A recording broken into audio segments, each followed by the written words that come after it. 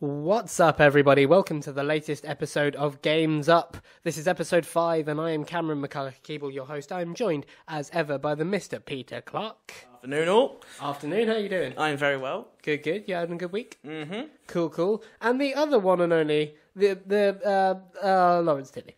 Ha ha! What grows on a host? A parasite. Hello. Okay, there you go. How you doing? I'm all right. I just went to a wedding. You did indeed. People who listen to the show may know that a couple of episodes we gave a tribute out to Lawrence's newly wedded brother. We jumped the gun a little bit. Turns out. Do you think you can jump a shark with a gun? Jump the shark in a back alley? As in. And then jump the gun with Wait, the shark? does the shark have a gun or you have the gun? I don't know. I think you jump the shark with a gun. So maybe wait. you go water skiing with a gun and then you jump. Wait, if you jumped a shark who was holding a gun, who were jumping you, would it be endless jumping? Yes. So you could possibly create a source of like energy from shark jumping. Perpetual jumping From perpetual jumping the shark. motion. You were going somewhere with this, weren't you? Yeah, we jumped the gun. We jumped the shark gun a little bit, and your brother only just got married, so congratulations to him again. Hey! How have you been, Peter? I'm very well. Good. Been at any weddings?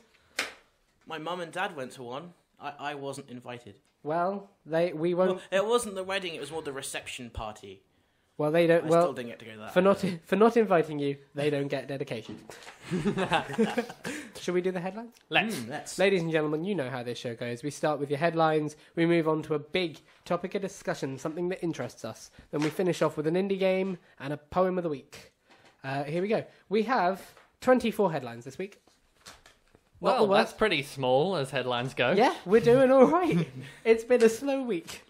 Number 1, Alienware have revealed the new version of their flagship desktop PC range, and it's ridiculous. Does it look like it has blasted its blue? way out of a Middle Eastern mountain range? No, it actually looks quite nice and toned down. It's what's inside that's mind-boggling. Diamonds. Here we go. It can feature 6-core or 8-core overclocked i7 Extreme processors, Okay. I don't know what that means. 32 gigabytes of DDR4 RAM, Okay. and support a resolution of up to 11,520 by 2,160, meaning you can display That's a a game lot. in 4K over 3 34-inch curved monitors. Who needs this? Lewis is not here this week.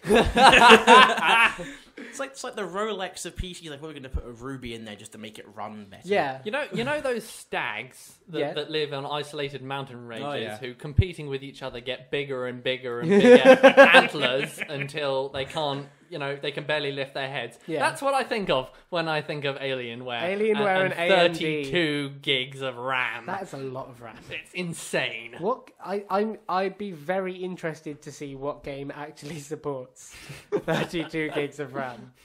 You'd be able to get Oculus Sims would be no problem. The Sims 4 just becomes really boring and real lifelike.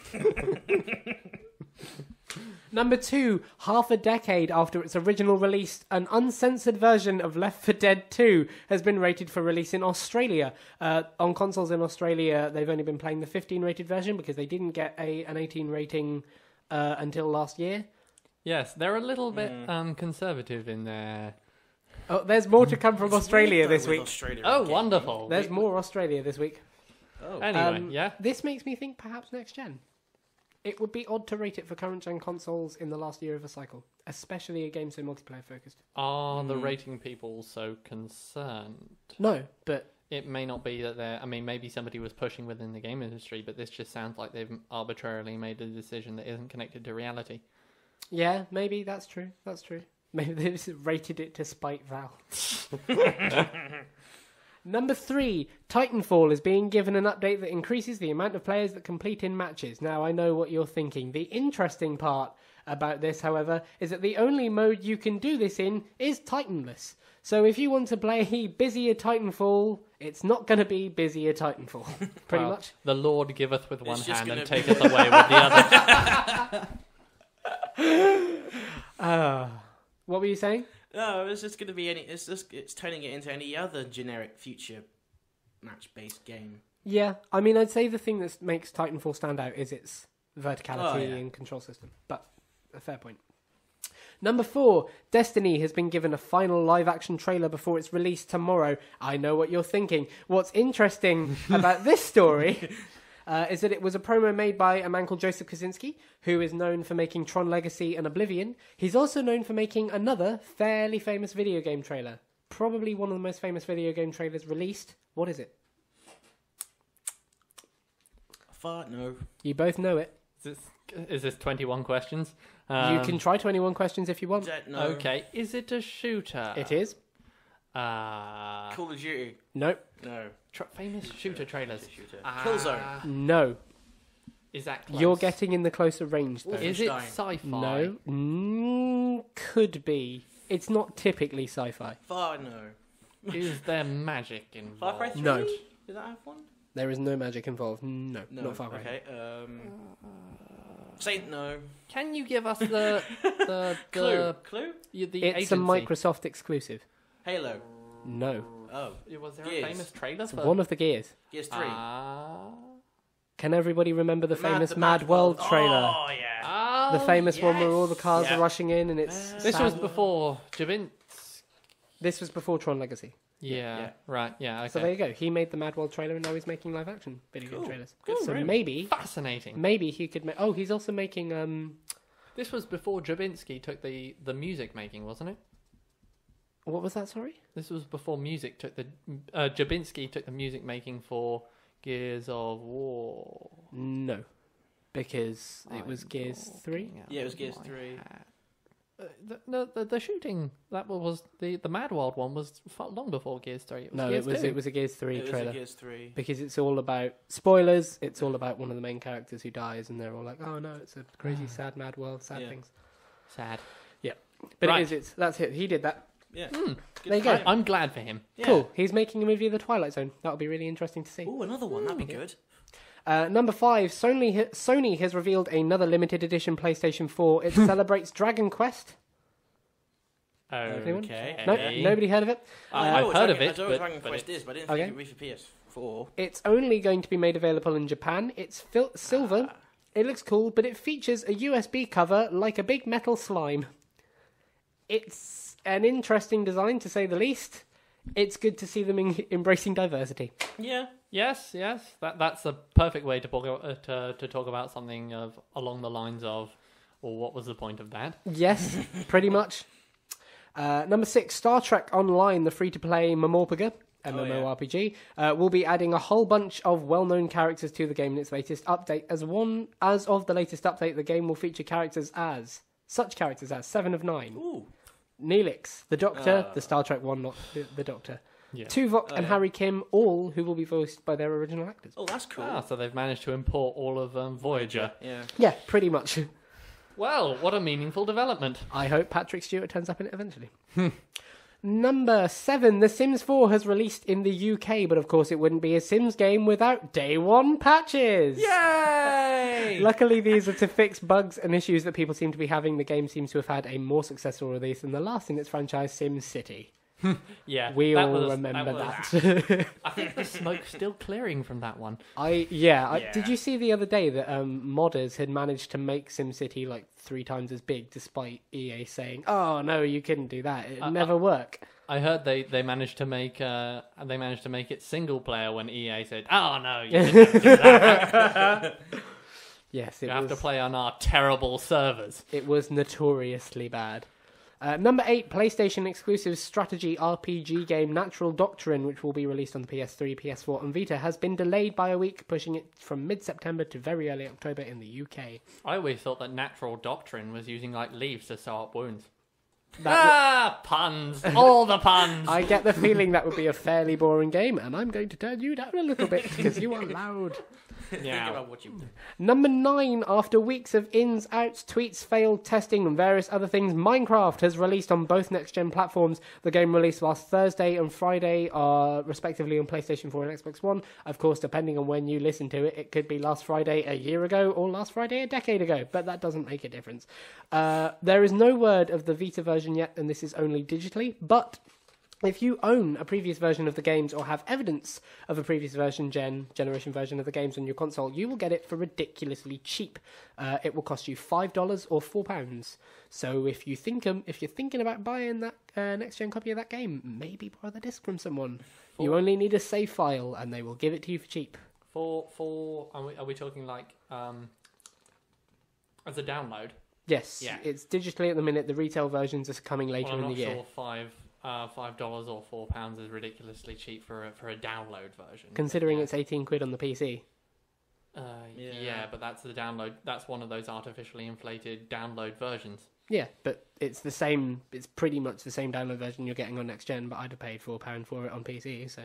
Well, yeah, so did I. So yeah, I recognise the following. It's yeah, good, and it's a good reason for people to buy it. Yep. Speaking of upgrades, Destiny have announced a similar service. If you buy a digital copy of Destiny on previous gen, you will get a new gen copy of the game for free up until January next year. I have a feeling, what with people releasing entirely new, the same game in two different consoles, that this is going to be the new battleground. Well, it saves you having to buy it again. Well, yeah, because it's a bit rubbish that you have to buy the same game twice. But I think it's also going to be a way of them introducing new competition, because it makes a purchase on any generation worth more. So if you purchase it on PlayStation 3, for example, that's Bungie in their mind thinking, oh, that's a PlayStation 4 sale too. Or Xbox 360, oh, that's an Xbox One sale. So it's a way of pushing next gen and the value of those purchases. And also, it's like if you've got a friend who doesn't have a PS4 and you've got both, you might as well, hey, you can have a PS3 version if you want. I would... Yeah, I wouldn't say that charging more is necessarily adding value, but then... Well, it's a free upgrade. Yeah, but you're still buying the same game for two different consoles. Or you aren't, depending on which of the two roads, is what I was saying. Yeah, okay. But in this case, this is the better way to do it. Buy it once, get it free. To try and push people onto... Next gen. Yeah, totally. Speaking of free games, Microsoft this week announced a scheme where people who buy an Xbox One between September the 7th and September the 17th will get to choose a free game with the console, even if they buy it with a bundle. The games on offer are any game, any game as long as it is disc-based and costs less than $60 in the store you buy it in. Now, the only issue here, it's only available in the US, unfortunately. Right. But if the scheme goes well, we might see something over here. That's ridiculous. I think Microsoft is scrabbling. Maybe they are, but I will let them scrabble for a free copy of Watch Dogs. Yeah, I suppose so. I suppose that helps. You, fanboy. Number 12, Slender the Arrival. That glided off the table quite nicely. Number 12, Slender the Arrival is coming to consoles at the end of the month. The game will launch and it will cost $10. Not sure about the UK stuff at the minute. Or Europe or whatever. It's coming by way of Midnight City, a publisher responsible for bringing many awesome indie games to consoles. Thank you, Casey Lynch. The game will release with new levels and stages, and these will be added to the PC version later for free. Oh, very nice. I was going to have a comment, but all I could think throughout all of that was take me down to the Midnight City where I can't see anyone because it's midnight and it's dark. That's like a Yahtzee song, isn't it? Huh? Oh, no, I made this one up. No, but I can imagine he'd do that. Yes. Kind of thing. Anyway. Number 13, Volition has released on PC Saints Row 4's software dev kit, meaning that PC users can now create their own in-game content such as weapons and more, and mod the game heavily. It's supported mods already, but this will help go a step further in that direction. I'm going to take a wild, spurious, unresearched guess here. Okay. And guess that there has been some actually very meaningful changes with the change in the next gen.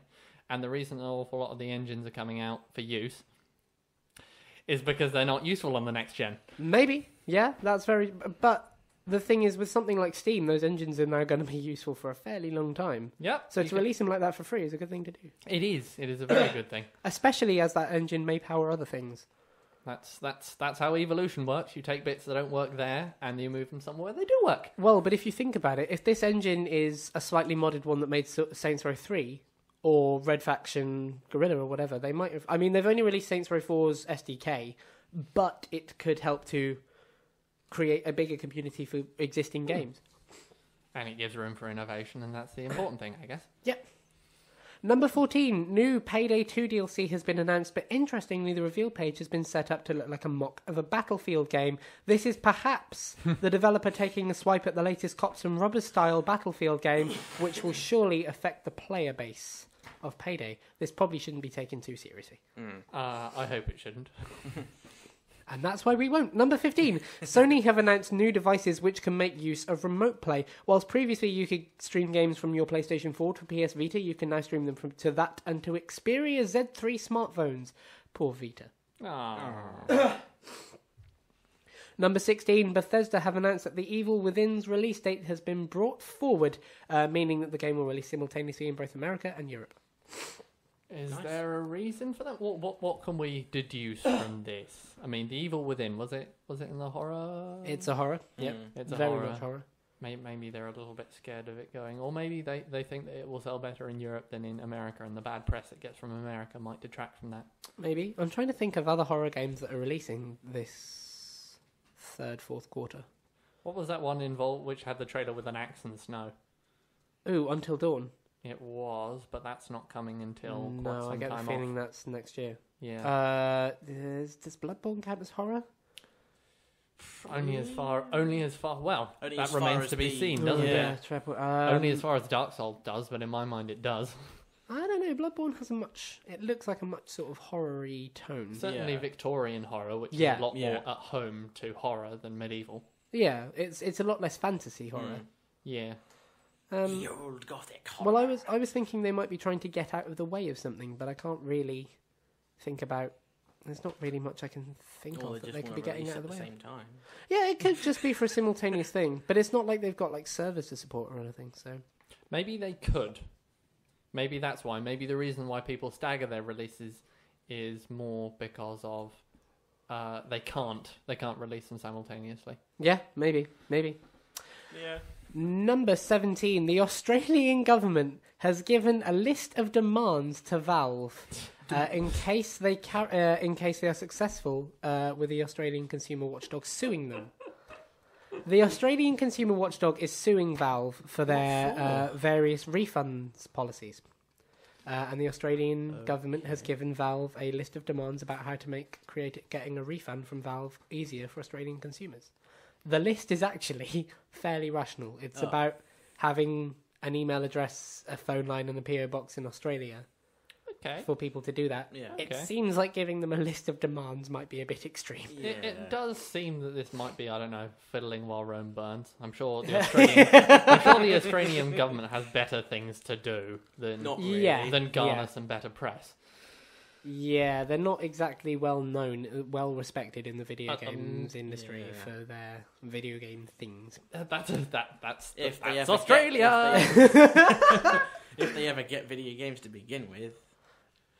Well, yeah, that's they kind of the get thing. heavily doctored because their censorship machine is far more weird, developed. Though, you and think Australia, with all the stuff they do, would want more of the stuff? Well, they don't really have much of a video games industry. For them to keep censoring everything when you consider what people in Australia are like.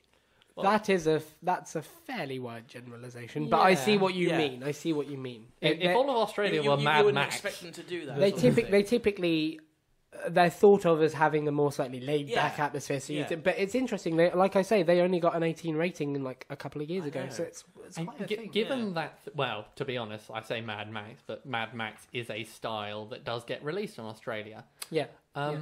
So why are they weird? Why are they different about video games? Well, that's the thing. Yeah. It's a sign of video games becoming more and more mainstream, accepted that even the countries they that can didn't have the kind want of them blood that films have had for decades. Yeah, exactly. Interesting things culturally. Number 18, you'll be happy about this one. Borderlands 2 has been confirmed for release on Linux. This is hot on the heels of the next iteration of the game being the pre-sequel announced for that thing as well. I always like it when there's a little more drops in the ocean. Yeah. Soon enough you'll have from the ocean to the tiny, tiny pool where I live. Soon enough you'll have a puddle that you can play from. Seriously though, we should get it. Me, you, and Lewis, when we're not playing Minecraft, can play Borderlands together. Yes, we can have a nice little. And then you can get Steam. No, I have Steam. You have Steam. I know. I'm joking. You play Tiefel. That was a joke. Oh. Number 19, the World of Warcraft tribute to Robin Williams has been revealed and made live in the game. It's a genie-like character you can see in the Warlords of Draenor beta. Oh, heavens. Now, yeah, I know what you're thinking. Why put it in a beta? No, it's just the genie. Yeah, that was my other thought. I would have liked to see some of his more Mrs. steadfast... Well, I was thinking more like the guy from Good Will Hunting. Oh, yeah. Well, somebody a bit more based on his personality rather than one of his... breadth of character. Well, and somebody based a little bit more on the Robin Williams who was a person rather than a character. But it's nice that he's being remembered. Oh, yeah. I would have liked to see them put it in actual World of Warcraft, because I assume... I didn't do a lot of research. I assume beta means it's open to a few people, or it's a paid-for thing. See, World of Warcraft is a bit strange like this. I don't quite know how the partitioning works. Yeah, me neither. That's Blizzard. Either way, thank you for remembering him. He needs to be remembered. Yeah. Yep. Number 20, if you were a student, you might get the opportunity to work with the new Unreal Engine soon, as Epic Games have announced that they're going to give access to the full development kit and all future updates for free to academic institutions, meaning schools, colleges, unis, and so on can get access to use the game engine to teach with for totally free.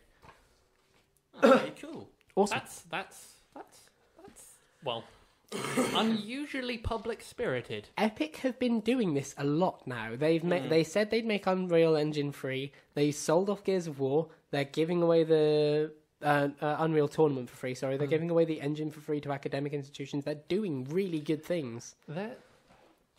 There are dividends to be had from this kind of stuff. Oh, absolutely. But it doesn't pay off for less than 10 years. So presumably they're going in for the long haul. Cool. I don't know. We'll see what comes out of this. This is interesting. I hope so. Maybe they just didn't have a use for it anymore, and they thought this is a No. brilliant way to This get is good publicity. this is the latest engine. Unreal Engine 4 is the latest one. I think most games. The Unreal Engine has been around since way back when. when. Yeah, absolutely. But this is the latest iteration. Yeah, this is the sort of next gen iteration kind of thing. So Right. very cool. Or maybe you said that someone needs to get training with this with the new. Number 21, the latest Mortal Kombat game, Mortal Kombat X or Mortal Kombat 10, depending on how you want to say it, has been given a release date. The game will release on April 14th, 2015, and it'll be coming to PS4, PS3, PC, Xbox 360, and Xbox One. Yes. I thought it'd be a bit sooner than this. We've seen a lot of that game so far, from E3, not TGS, that's in a couple of weeks, PAX, so on and so forth, Gamescom. We've seen a lot of this game, so I thought it'd be a bit earlier. But fair enough. April is typically when the drought begins, so that's a good time. Yeah, I suppose. Yeah. I can't really talk about really fighting games. Are not my field of expertise. We do have a field of expertise man here, though, for fighting games. We do. Mr. Clark. Take it away. What do you think about Unreal 10, or at least what you've been seeing of it? I'm really excited for it. It seems to be a good sort of carry on from What did I say, Unreal MK9. 10? You did say Unreal 10. I was going to point that out to you, but I thought you'd just let that happen. Next one. It seems to be a really good sort of sequel to MK9 with characters like Johnny Cage and Sonya Blade's daughter, and a new look for Scorpion and Sub-Zero, who are still going at it, even though they're kind of, I don't know, but like... Heard it from the horse's mouth, ladies and gentlemen. Still going at it. Still going at it. Like an old married couple, Scorpion and Sub-Zero, but yeah. With a bit more blood and horrible bone crushing. But yeah, I'm really looking forward to it. It should be really good. Cool. Here's the really important question that's on everyone's lips, though, for Mortal Kombat. Will we ever see a sequel to that movie? No. Good. Sorry. That's all right. Number 22, EA Access is adding Need for Speed Rivals to the Vault, meaning that those who pay for access can now get access to the access of Need for Speed. In all seriousness, though, they've put it alongside the pre-existing games. That's the 5th game in the Vault you pay for free. Cool. Wonderful. Number 23, I've written down here finally, it's not finally. 23, finally, kind of. Speaking of EA Access, a new trademark by Warner Brothers for a streaming service called WB Play has people worried that the company is about to announce a similar service to EA Access. Though, I must admit, I think this is debatable, as WB have a much bigger range of movies and music than they do games. So is it possible that they're bringing them all together so that you can sort of watch the Batman trilogy and then play Arkham Knight for whatever? Yeah. Feasibly, but even if they did, it'd just be competition, wouldn't it? Yeah, exactly. Yeah. So, yeah. Competition is kind Swings of good. and roundabouts. Competition is kind of good. Constant Don't know that I like variables. the idea of paying for each publisher individually for this kind of thing, but... Well, yeah, I suppose you're right. When it's competition in a monopolistic frame, it's a bit more icky. As long as these games still release in a manner in which I can buy them as I choose, I think that's Yeah. Number 24. Finally, tomorrow, Apple will announce their new iPhone. Meaning that the mobile gaming things will once again take another step into the future, because every time they do, they come off and show fancier graphics and things. But there's a new iPhone tomorrow. Is it a triangle? One more step away from all the planned obsolescence. I didn't think this was newsworthy, but it is a cool hot tip. Speaking of iPhones, IGN, big well-known gaming website, are giving away free copies of Hitman Go, which is a very acclaimed mobile Hitman game for i platforms. So if you have 5 minutes free and don't mind signing up to a website, pick that up, because that's awesome. Free games. Yeah. Cool. That was the headlines. I really ought to read more of your IGN reviews. I mainly read all your movie ones because they're really good. It's a blog. It's not official. It's still good though. Thank you. Cool. So let's do a bit of housekeeping before we get on. Housekeeping. Is that our jingle for it? Yeah. Housekeeping. That was kind of nice. This is the last week that we will be recording in this format. Next week we will be, hopefully, if we can all get together and do something, which I'm sure we will, putting something up, but it will be recorded in a slightly different format. So hopefully you wonderful people at the end of your headphones and internets and all that kind of thing won't notice it, but we'll try and make it... It will be a very jarring change for us. Yeah. Well, as myself and Lawrence move back to university, we will be trying to sort of fill the months up as best we can until we come back and are able to do this all in one room together again. So hopefully you won't notice it. We'll try and do as best we can.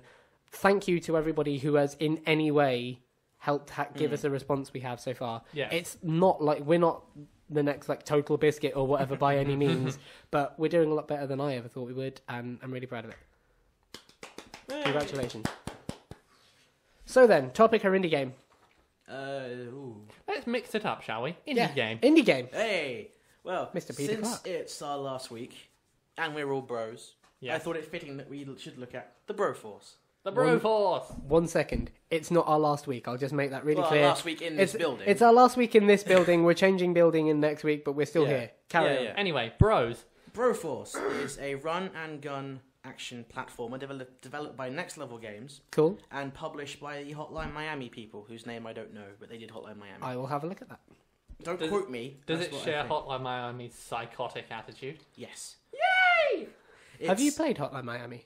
Me? Yeah. No. You should. You'd love it. Broforce. What, the psychoticness? Yeah. I never was one It's for like Dark meaningless Souls, but blood. it's colourful. Right. Broforce is super crazy fun. One of those games where you just get your friends together and you go around just shooting everything. And it's like one of those games where it's like you have a bro, and you start off with Rambro, who is Rambo, Yes. and begin in Brosbury. everything can be destroyed. Like if there's a wall blocking your way, you can just shoot through the wall and get to the other side. And every bro you unlock gives you a new life, and each bro has a main gun attack and a grenade and a special attack. Yep. And there are loads of bros. Every month they add in new bros and new missions and everything. And Brosiphus of Rome. yeah, basically you got people like Rambro, the Bromando, Brobocop, Brodread, the Brominator, Mr. Anderbro, Bronan the Brobarian, the Bro in Black, Indiana Brones, and stuff like that. And it's just Indiana really, Brones is the best one there. And That's it's excellent. just really fun, and you can get the free prototype, which is the free demo of the main game. Right. And also you can get the free expansion called the Expender Bros. Oh, which ties into Expendables 3. So many times. and it's if you want to buy the game properly, it's $11.99 on Steam and also on the PSN. Cool. Quick add-on to what you were saying here. The wonderful people who publish it are the people who made Hotline Miami. They are Devolver Digital. And you will be happy to know that as of 2012, everything they do seems to come out on Linux. So you can get Hotline Miami and, I believe, Broforce on Linux. Yay, So there you wonderful. go. And Pick it up. it's just a really super crazy fun game. Great homages to all the action heroes. No, of this is today. not coming out on Linux. Never mind. and it's just, I'm sad it is now. it's just really fun. And if you ever come home from a day of work and you think, I feel really stressed out, you just plug in the Broforce and off you go. Brosophine. That's the list of all the bros they have so far, and it keeps going as well. So, on there. what is Broforce's art style? It's very sort of like the whole Hotline Miami pixely. All right. Sort of with a sort of metal sluggy attitude. Is it a side scroller? Yes. Right, so it's 2-dimensional. 2D action side scroller. You just waved your hands in the air. I Why did you did. wave They've your hands? announced the Arkham Knight Collector's Edition. Does it come with a statue? It comes with a Batmobile. Isn't it like a RC Batmobile? Or I don't think it's RC. I think it's a statue. But I am buying this thing. Arkham Knight sounds like the name of a book for, I don't know, middle-aged women. Yeah. Oh. Come and have a look at this. This is gorgeous. Yeah, but yeah, seriously, if you want to get into Broforce, get the prototype. It's free, and also get the Expander Bros as well if you want to get into it more, because they're both free. Awesome. There you go. Also, pick up other Devolver Digital games. They're really cool. Hotline Miami is... Yeah, it's gorgeous, isn't it? Literally, that happened while we were recording this show, and it's utterly fantastic. Colonel James Broddock. Sorry. So... Yeah, pick up other Devolver Digital games because they do really, really cool stuff. They make awesome. They publish really awesome games. Both the Hotline Miamis are great, and the Hotline Miami one is great. I've played Hotline Miami 2, I think, but I don't know like the full extent. But it feels pretty damn good. So there you go. That also, was. If you have a bro in mind that you want to give to the developers, feel free to. And if because they look at all the comments, if they think that your bro is good, they'll put it in the game for you. It's like Walkers, yeah, but for bros. No, really, they'll just like if you think like the Broverine. Or like with a Wolverine or something like Bro Shack. That'd be excellent. Or something. Dead Bro. Yeah, Dead Bro. Brogan. And then, that's good. And if they think that it will Brogan's be good Run. enough, Brogan's Run. That should be the spin-off. Yeah. If you of explain to them what you think the bro would do, and they think it'd be good enough, they'll put it in. That's cool. Who would you? No, carry on. You go. What was Wolverine's last name? Brogan. No, okay. Howlett. What was his first name then? Logan. James. Logan was James James Howlett. Logan, or was James it Howlett? I swear Logan was his first name. Logan was just the name he gave himself. Oh, was it? I thought it was Logan James Howlett. No. Oh, there you go. Who would you have as a bro? The Brolander.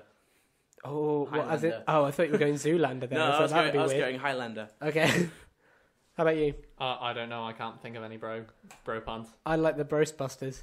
Oh, that'd be good. That'd be cool. Who are you going The to call? Brobusters. Who you gonna call? Brostbusters. They sound like they bust toast. Like they're especially like they throw the trap in and it just sucks all the enemies in. Yeah. Yeah. I would definitely go for St. Brosophus. Oh yes.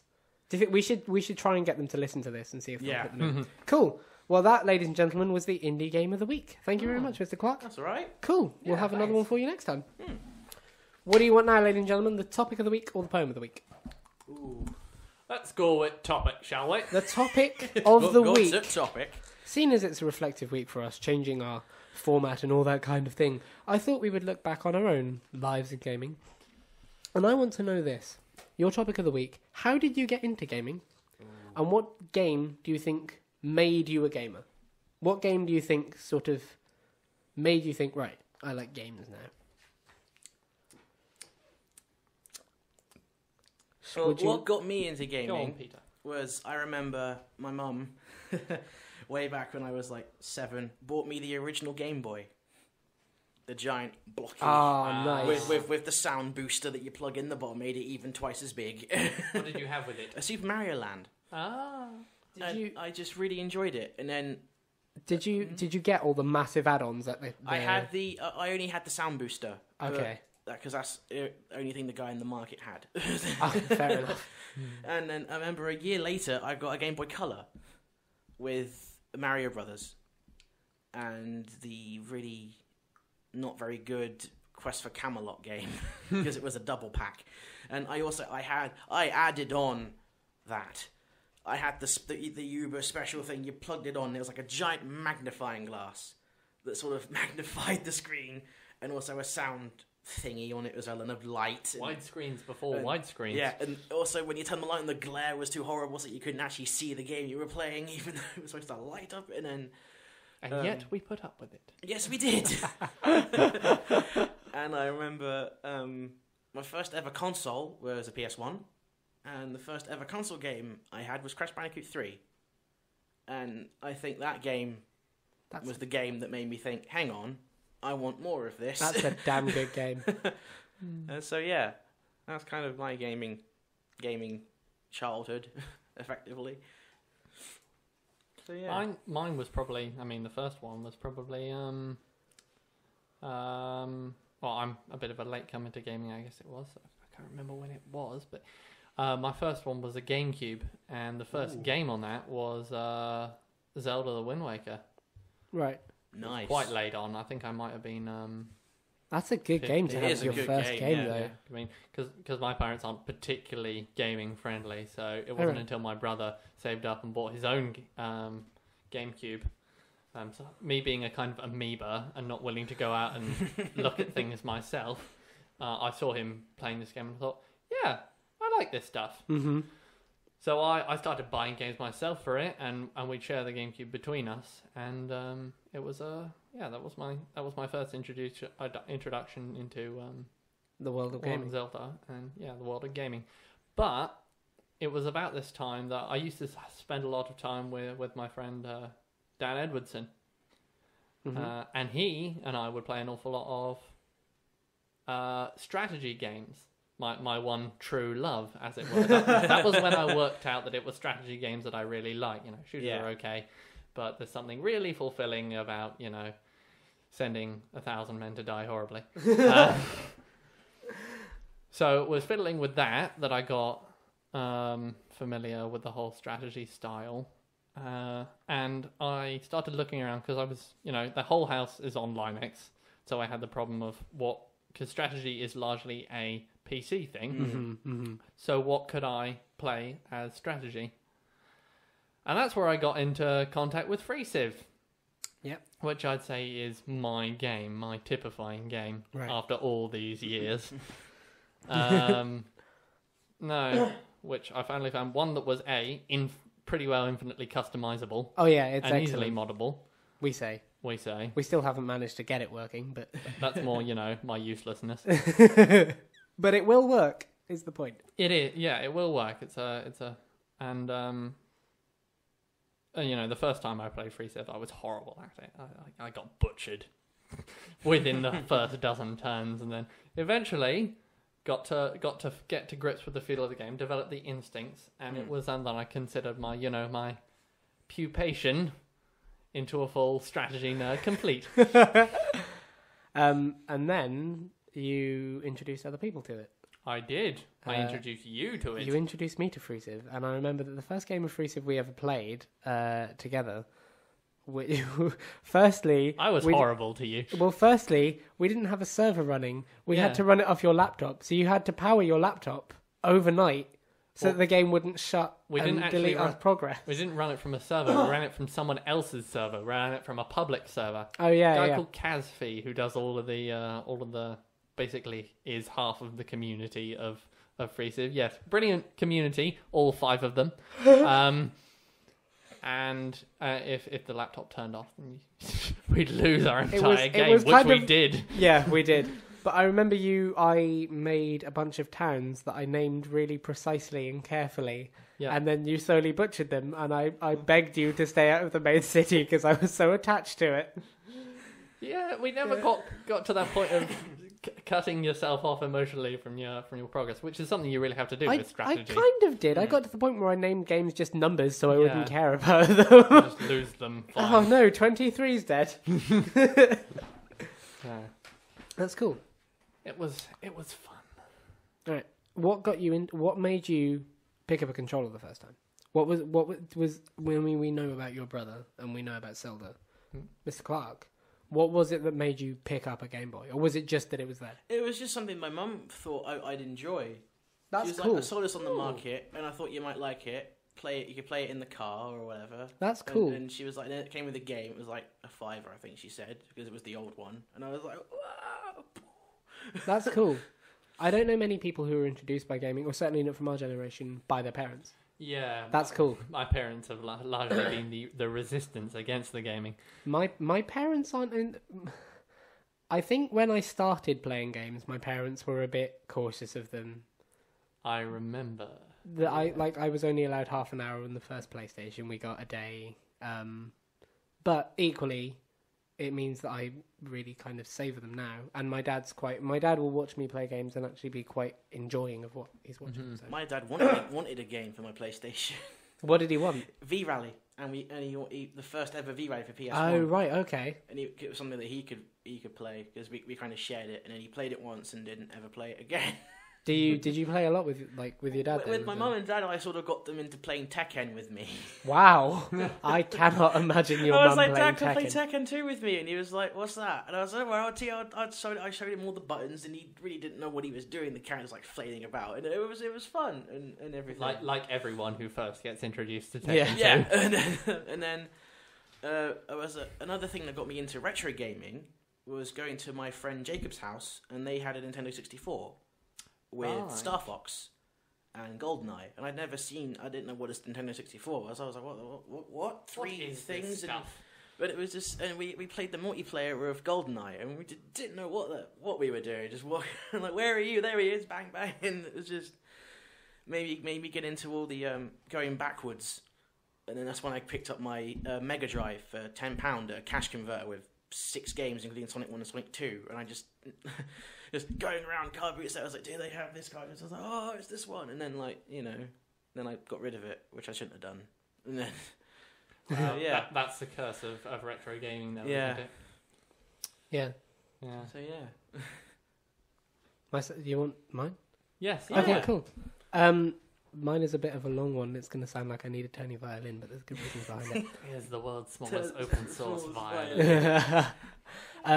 As a child, my eczema was a lot worse than it is. For people who don't know, listening at home, I suffer a skin condition, and I had to go to hospitals fairly frequently. And also as a child, I caught MRSA off some little who was playing with a jigsaw in the main sort of kids area. And so I had to be kept away from the other children. But to entertain you while they kept you away from the other children, they had a big... movable sort of on wheels box with a game with an N64 in it. And me and Mairead, my sister, would from as fairly when I can remember, we would both just sort of play like flap at the controllers and try and get them to do things. And it was usually Banjo-Kazooie or football. So I either had no idea what I was doing or I was like, it's kicking a thing. But the more I was kept in there for years and years and years to come, kept in there.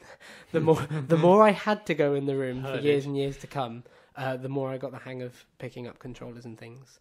And then when my uncle at a New Year's thing saw me playing with my cousin's PS2 when he wasn't around and didn't know I was playing with it, he said, "Oh, you like gaming? I'll get you a PlayStation."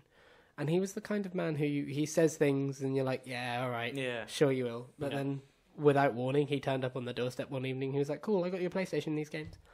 And we fitted it up to the TV, and we had like the world's smallest still cathode ray tube that was bigger at the back than it was in the screen. Yeah. You fit a whole pot plant on the top of it. And we had to like run the PlayStation through cables through the video player because the TV literally didn't have connections for it. Like it was made before things that weren't filmed on cameras were a thing. But we got it working, and every now and then you had to unplug it and replug it again so that it wouldn't be in black and white. But I got half an hour a day to play Spider-Man, and then my dad I think they kind of gave in and bought a PlayStation 2 later on, and I saved up and bought my own Xbox, and that was me, I guess. I saved up, bought an Xbox, borrowed a load of your games because I couldn't afford to buy an Xbox and buy games, borrowed a bunch of your games, and I've been a gamer ever since. But I think I have 3 games that define me as a gamer. The first one is Jedi Power Battles, which was a PlayStation 1 game. I would go to my friend James's house fairly frequently when we were in first and middle school. And we could never get past the second level. It killed us. We were pretty terrible at the game, to be fair. But it was like it was a PlayStation 1 game, so it was like it barely functions, so it's a masterpiece in those days. And it had lives. Yeah, It really did. It had They lies. all did, didn't they? Yeah. But the thrill of getting close to the end of the second level was kind of a drive to keep trying to play it. And then when he upgraded to a PlayStation 2, he was like, oh, I don't think we can play that one anymore. So here, I got a new one. And my second game in that case is Star Wars Battlefront 2. Because that game was one of the best shooters I've ever played. It was. It was incredible. And I still, like, if my Steam installation would make it work, I'd still play it now. But I still own it now. And my third and final game would be GTA Liberty City. Because it was the first properly open world game I really played. And I still have a copy of it. And if the PlayStation 2 still worked, controller still worked, I'd still put it in and play it now. I love it. Love it to bits. And I had a lot of fun blowing... People, taxis, buses, boats, helicopter, trying desperately to find a helicopter as though it Jumping would work. into the train. Yeah, were you there? Did we... Waiting for a train? I get the feeling we spent an afternoon piling buses up and then blowing them up with other people. There was a trick. You take a bus and then you lay it across a busy intersection. And if you got it right, you could get like 50 cars there. And then you could drop a grenade, run, and then wait for the thing to crash. That was it. And you could far too much and you going on. You could turn round and sort of watch as the explosion began, and then nothing. Yes. Yeah. You're going to blame me for all of this? Technically, the cars exploding did all the work. I only killed one person. You brought this upon yourself. So yeah, there we go. That was mine. Cool. You alright there? I'm trying to format words. Cool. You said you had 3 games. I think I have more than just Crash 3. Crash 3 made me go, oh, there's another world behind, because I got it for Christmas, and that's all I ever did was trying to tell my granddad, jump on, hit the question mark thing. I was like, I am hitting the question mark thing, granddad. And Crash 3 got me into it, and as I got further down the rabbit hole, like, Crash will always be my sort of thing, as it were. But then I remember the first PC game I played was Earthworm Jim. Oh, yes, that's good. That one. And it was just so... As my little brain could not comprehend the just sort of madness that is Earthworm Jim. Like, catapulting cows into space and crows and goldfish, and it's just like... What? Yeah. And then the game that got me into shooters, I believe it or not, was the Army Men games. I can't say I've ever Army heard Men of this. 3D, Army Men Land, Sea and Air, Army Men Rogue Trooper, like all those games. Being as I were Nintendo, I didn't get an awful lot of those. Army Men Toys in Space was the game that I played on the PC a lot. I mean, because you could have this robot toy with electric lightning and like blue Army Men and Army Men with machine guns. It was just, so good. Right. Do you think this is the topic of the week concluded? I think so. Well, there you go, ladies and gentlemen. That was your topic of the week. If you feel, for any reason, like you want to tell us what got you into gaming, please do. Comment on anything you want. Yes, we'd love to hear. Of course we do. Yeah. We don't have anything to give away, but we will always try and talk. Mm-hmm. There you go. Quick update to the news. Whilst we've been recording this, things have been announced, as I said. Arkham Knight Collector's Edition. Also, the release date has been revealed, finally. It's coming out June 2nd, 2015. A lot later than we first thought. A lot later. Nearly a whole year later. But cool nonetheless. Yes. Cannot wait for that game. Worth the wait, very well. You're going to have to. Absolutely. Cannot wait for that game. Should we do the next thing? Let's. Yes. Do you wish to explain why you want... I will. Go on then. As it happens, I didn't have the... I couldn't do a poem this week, but it was fortunate that I didn't have to, because the bolts of creativity that were lancing through the air have landed in a different target today. So, Nice. Cameron will be giving us our poem for the week. I didn't have a challenge set to me, as we do with Lawrence. He just had to go through it on his own. I pulled this one out when I knew you couldn't do it. Here we go. Here we go. The next level. The struggle begins. I pick up my blade, raise the hand that it's in, then step out into darkness and my head gets cleaved in. All right, I'll admit, not the start I was hoping for, but still up we get, no use for moping. So I pick up my shield now and set off again, leave my bonfire behind, moving cautiously when a blade finds my shield and a fight does commence. But I stumble a little and lose my defence, and my uncaring foe dispatches me hence. You see, life is like a box of chocolates, or so I've been told by that movie Los Lights that's now 2 decades old. But in order to enjoy the best chocolatey delight, you force yourself to eat coconut, the ones no one likes. So here we go. The next day, the struggle begins. I pick up my duvet, take the late morning in. I smile at all the good things that are mine. I'm far from my bonfire, but I'm feeling fine, because we all of us face the same struggles and fuss, because Dark Souls is for life, not just Christmas. Hey! That's very good. Thank you. Well done. As soon as you said bonfire, I was like, I know where this is going. I've had a bit of a stressful day. There we go. So, do you think we've covered everything? I think we've pretty well covered everything. The news is not going to be any more forthcoming. No, I don't think. I'll have a check, but I don't think so. But while I'm doing that, Mr. Lawrence, what have you been playing this weekend? This week, and what will you be playing in the week to come? This week, when I've actually been finding, moments for it, I've been playing more Dwarf Fortress. That's filling my new latch onto the game and strangle it until it strangles me. I will presumably be going back over to some more Minecraft now. I might be having a look at Hotline Miami if I should. It's very good. Find the time, but I suspect that's going to be more when I go back to uni when I have more time on my hands. Yeah, Feckles. Mr. Pete. I am now 92% through AC4. Okay, but I think once I've done that, I don't really know what else to do. I'm kind of like, I've spent nearly a load of my time trying to get through everything, collect everything, get all the ship upgrades, and it's just kind of like, heh. So I think I might plow through one of my other games that I haven't played through yet on my new Xbox. So good chance to achievement hunt one of the games that I need to start again. Very nice, very nice. So yeah, cool. And Minecraft? Oh yeah. Will we see you on the server? Yes. I hope so. Lovely. I have finished Dishonored this week. Well done.